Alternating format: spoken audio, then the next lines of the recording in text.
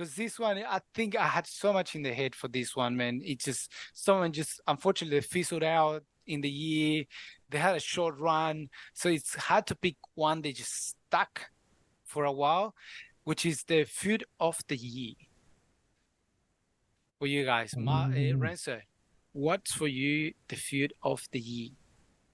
Look, man, this one is, I'm going to call it a feud because something's coming and I don't know what the hell's coming, but it's had us riveted for a really long time. It's the Adam Cole MJF situation. They fight, but they kind of don't fight, and they make up, and they're best friends. Now the devil's in the house. I don't know what the hell's going on with the devil. I don't know if it's Adam Cole. People are saying it's Adam Cole. There've been a lot of things going around that it's Britt Baker, all sorts of things. Britt Baker. Wardlow. Yeah. Wardlow. Yeah. He's Wardlow is one of the henchmen. He's definitely one of the henchmen. For sure. One of them, yeah. Absolutely. You can tell because of how big they are. Yeah, you can tell. Yeah. So that one for me is the feud of the year for me. It's kept us riveted. Like, when's Adam Cole going to finally turn on MJF? And we don't even know if MJF is actually going to turn on Adam Cole. But everyone's leaning that Adam Cole's going to turn on MJF. So yeah, man, that one for me has got me glued to my seat. Man, and only because I picked exactly the same one, I'm gonna go second. Oh, because I picked exactly the same one, MJF and Adam Cole. Because I had the bloodline with Cody Rhodes in there. I had Nakamura with Seth Rollins in my list as well. But unfortunately, Seth Rollins, Nakamura, they fucked it up. They were going so well, and then he didn't continue what it should be continue.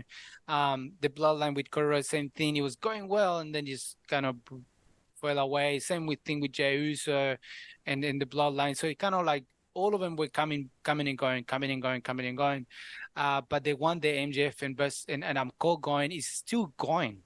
Still, we don't know what's happening because it still look like it's a feud. It still look like the story is still going. So it hasn't finished as a feud kind of style. It kind of finished, but I continue the story with everyone saying one of them is going to turn into the other, but we don't know who it is. So like you're saying, I think that's, for me, the reason why I picked that the same one that you did. So, Marce, who you pick? Or what do you pick as feud of the year? Well, I picked the internal feud that is the bloodline.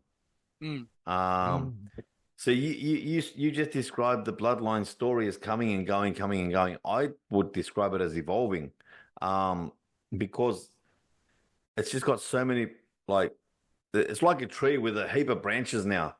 And it's just like, if I'm sticking with the internal feud that is a bloodline, obviously we've got Jay and we've got Jimmy and we've got Solo, and it still hasn't been explained, and it still made no sense why Jay stopped Jimmy from winning the title at I think it was at Survivor Series, wasn't it? Yeah. I know. Yeah. So that hasn't been explained, and then Jay's turn to being like, Jay was the initial one that was like against Roman, and then that hasn't been explained yet. So for me, I think that's just a time bomb. No, sorry, was it SummerSlam? Was it SummerSlam? Yeah, SummerSlam. Yeah. SummerSlam. Sorry, yeah. For me, that's a time bomb. That's a ticking time bomb that hasn't been explained. It's going to explode. I don't know if it's soon, but it's going to explode. That has to be explained.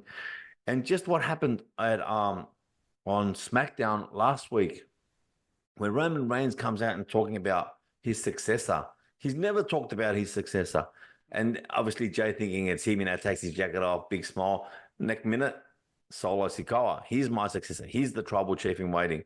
That is quite clearly setting the foundation for what we all know is going to happen. Now it's going to be Solo versus Roman. When it's going to happen, I don't know.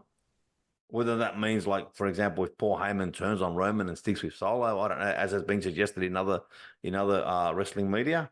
And I would love that story too. But for me, the feud of the year is the bloodline, because it's just the gift that keeps on giving. The more you think, as like Roddy Piper used to say, just when you think you know all the answers, I change the questions. So that for me is the feud of the year, the bloodline. Yeah, look, a great pick. I wouldn't argue with it. The only reason why it didn't, like I said, the only reason why it didn't stick with me because we had gaps where we didn't know what's happening. We didn't continue. We said it many times. What the fuck is Roman Reigns? Why is Roman Reigns saying anything about Jey Uso? And even though that's part of the feud of the bloodline, it kind of left it plain. Like it didn't kind of give us anything else to talk about. So I think that's for me left about, man, to be honest, yeah, as a feud, like in terms of feud, the plotline, we don't know what's happening. We don't know what's going to go. So yeah, great pick, man. Great pick. Can't argue with you. I know you love the bloodline story, man. So Yeah, man. if we picked anything else, it would be pretty weird, let's say.